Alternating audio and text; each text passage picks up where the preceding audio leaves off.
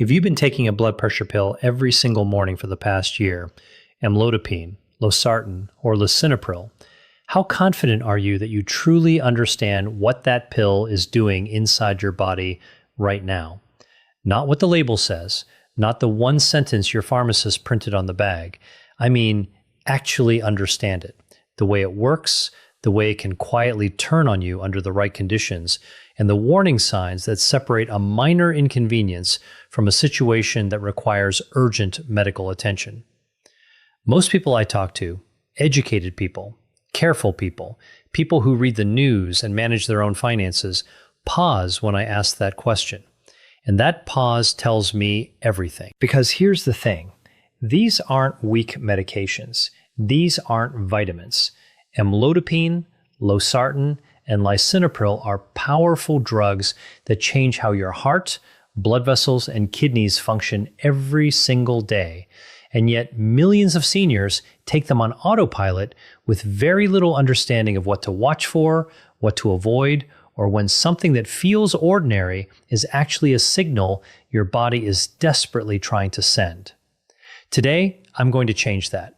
My name is Dr. William, and this channel exists for one reason: to give you the kind of clear, practical, honest health information that too often gets left out of a 10-minute doctor's appointment.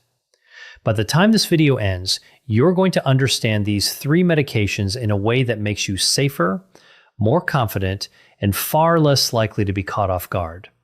And I want to start with something that happened to a gentleman named Walter, because his story sets up everything we need to talk about. Before we begin, take a second and tell me your name and where you're tuning in from. I go through the comments and I genuinely want to know who I'm speaking to and supporting here. Walter was 74 years old, a sharp, methodical former engineer. He took his medications exactly as prescribed, never missed. His daughter had set up a pill organizer labeled Monday through Sunday, and Walter treated it like a project schedule. When his doctor added amlodipine to his regimen, Walter figured, one more blood pressure pill, same category, different name, no big deal. That assumption almost cost him a productive year of his life. 3 months later, Walter's feet had changed so much that he couldn't fit into any of his regular shoes. His legs felt heavy by 4 o'clock in the afternoon. He started limiting how much he walked because moving around made it worse. He told his son he thought his circulation was failing. He was scared. He started Googling heart failure. The real answer was something much simpler and much more manageable. But Walter didn't know it because nobody had ever explained to him that amlodipine, Losartan, and Lisinopril are not the same kind of drug. They all lower blood pressure. That's where the similarity ends. Amlodipine is a calcium channel blocker. It works by relaxing the walls of your blood vessels, specifically the smooth muscle inside arteries, so blood flows with less resistance. Lisinopril is an ACE inhibitor. It blocks a specific enzyme in your body that tightens blood vessels, so by blocking it, pressure comes down. Losartan is an ARB, an angiotensin receptor blocker. It works at a similar step in that same system, but through a slightly different door, which matters more than most people realize. 3 different mechanisms, 3 different side effect profiles, 3 different things to watch for. When you understand that, you stop interpreting your body's signals with a one-size-fits-all lens. Walter's swelling wasn't heart failure. It was amlodipine, doing exactly what amlodipine does in a significant percentage of people who take it, relaxing arteries more effectively than veins, causing fluid to pool in the lower legs. Once that was identified and addressed, Walter was back in his walking shoes within weeks. The name on your bottle is not just a label. It's a category, and the category tells you the pattern. Let's go deeper. Let's talk about that swelling more specifically because it is one of the most widely misunderstood side effects in all of blood pressure medicine, and it affects a surprising number of people taking amlodipine. Here's what actually happens, explained simply. When amlodipine relaxes the small arteries in your legs, blood flows in more freely. But the veins, which are responsible for carrying blood back up to the heart, don't relax in the same way. So you get an imbalance.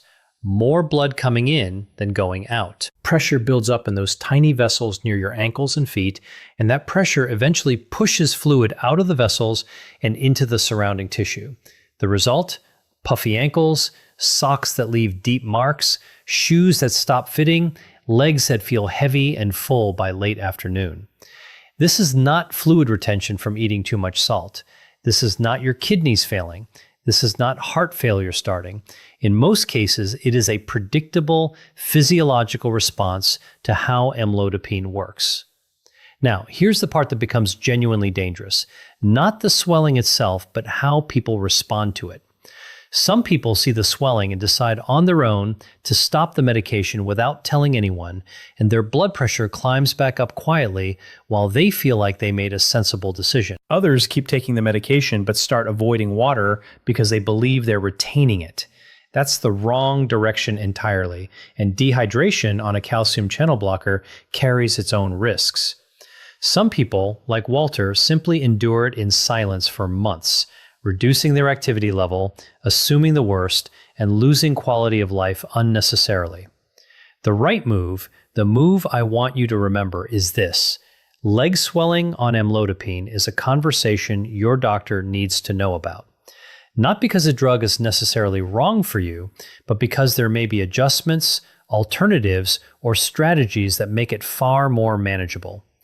Elevating the legs, timing of doses, or in some cases, reconsidering which medication fits your body best. Those are all options, but none of them happen if you suffer in silence. If you or someone you know is taking amlodipine, drop a comment below. Have you ever noticed that heavy, swollen feeling in your legs by the end of the day? You might be surprised how many people are quietly going through the exact same thing. Now, let's talk about lisinopril and the most notorious side effect in the ACE inhibitor family, the cough. Not a wet cough, not a productive cough, a dry, scratchy, relentless tickle in the back of your throat that tends to be worse at night and doesn't respond to cough drops, lozenges, antihistamines, or anything else in your medicine cabinet. Here's what makes this one so tricky. It often doesn't start immediately. Some people develop it within the first week. Some take 3 or 4 months before the cough appears, and by that point, the connection to lisinopril never even crosses their mind. They've been on the medication for months without issue, so they blame dust, allergies, a lingering irritation after a cold, or acid reflux. I want you to meet Evelyn. Evelyn was 71, an avid gardener, and she assumed her cough was from spending time outdoors during pollen season. It was late spring when it started, which made the timing seem completely logical. She used antihistamines, she bought an air purifier, she mentioned it to her primary doctor, who ordered a chest x-ray that came back clear. 6 months later, the cough was still there. Her sleep was disrupted almost every night. She was tired, irritable, and starting to believe something serious was being missed. When she came to see me, one of the first questions I asked was, when did you start lisinopril relative to when the cough appeared?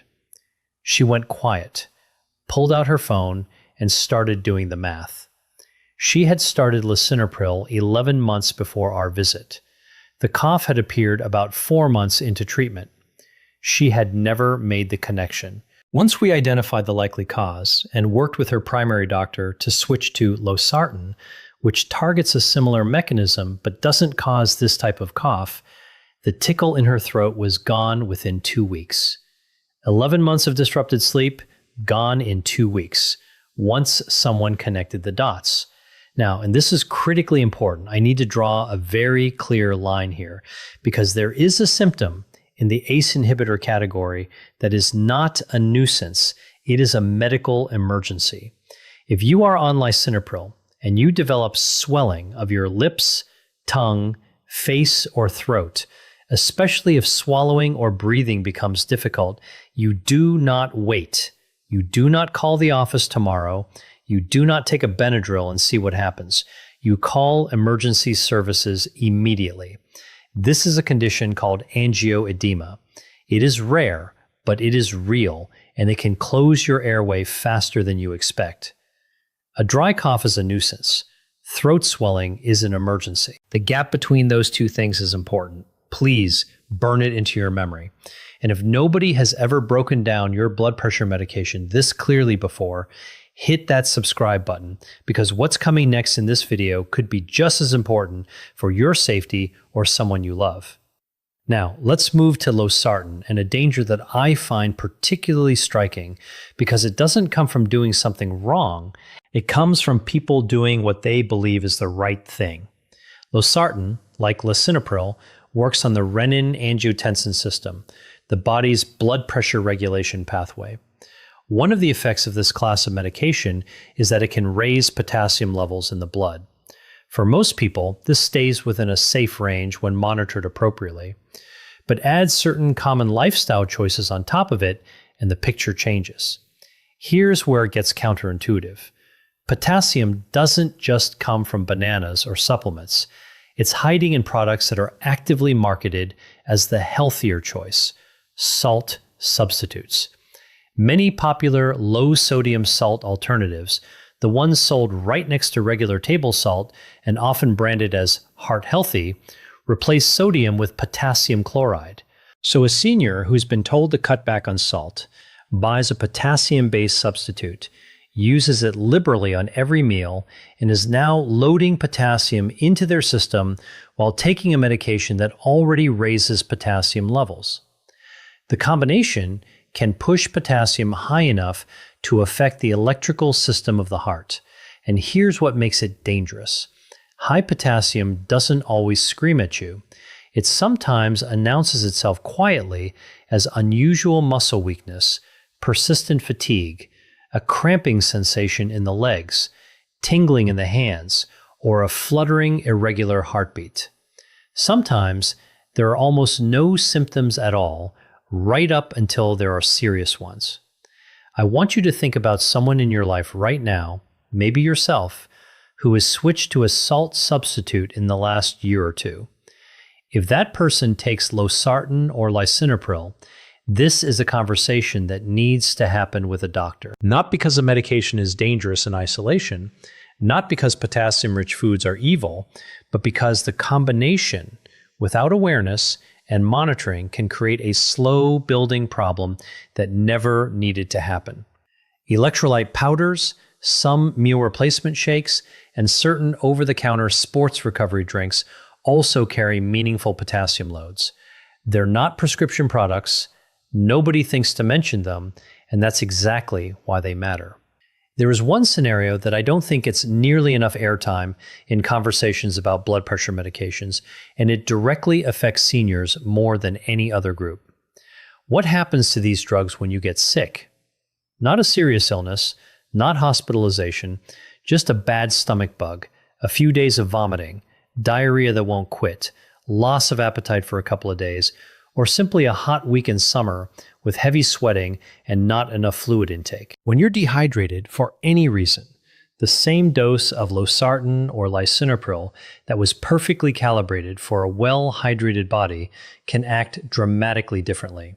Your blood pressure can fall too low. Your kidneys, which are already working harder due to the fluid loss, become more vulnerable. Dizziness, weakness, faintness, or acute kidney strain can develop faster than most people expect. The medication didn't change. Your body's internal environment changed, and the drug is now operating in conditions it wasn't designed for. This is one of the most important practical things I can tell you today.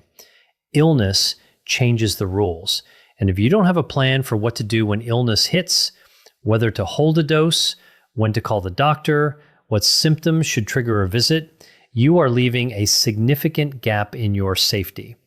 That plan is something you should have from your prescribing doctor before you ever need it. If you don't have it, ask at your next appointment. What should I do with my blood pressure medication if I get a stomach virus or can't keep food and fluids down? It's one of the most important questions you can ask, and it's one of the least commonly asked. Here's a quick question for you. Has your doctor ever given you a sick day plan for your blood pressure medication? Drop a yes or no in the comments because I have a feeling most of you are going to answer the same way. Here's a scenario I want you to visualize for a moment. You have a bad week. Your arthritis flares up, your knees are aching, your back is stiff. You head to the drugstore and pick up ibuprofen, something you've used for years, perfectly ordinary, something from the shelf that anyone can buy. Now you're taking Lisinopril or Losartan. Maybe you're also on a diuretic, a water pill for extra fluid management. This combination, when used regularly, can meaningfully reduce blood flow to your kidneys. And in the context of even mild dehydration, the risk of kidney injury rises substantially. This is not a hypothetical rare scenario. It is one of the most common, most preventable situations I see, and the reason it slips through is simple. Patients don't think of ibuprofen, naproxen, or similar over-the-counter anti-inflammatory medications as real medications in the same category as prescriptions. They're just something from the drugstore, something for the pain. But your kidneys do not distinguish between prescription and over-the-counter products. They respond to chemistry. If you routinely use anti-inflammatory pain medications for arthritis, joint pain, or back pain, and you take any of these 3 blood pressure drugs, please have that conversation with your doctor. There are often safer alternatives: acetaminophen, topical treatments, physical therapy approaches, or other options that don't carry the same kidney risk. You don't have to simply endure the pain, and you don't have to silently accept the risk. There's usually a better path. You just need someone to help you find it. I want to spend a moment on something that sounds small and isn't: dizziness. That brief, wobbly moment when you stand up from the couch or get out of bed in the morning. The world tilts for a second. You grab the door frame, then it passes, and you go about your day thinking, I just got up too fast. For many seniors on blood pressure medications, this is a regular experience, and it's almost universally underreported because it seems too minor to mention. Here's what I need you to hear.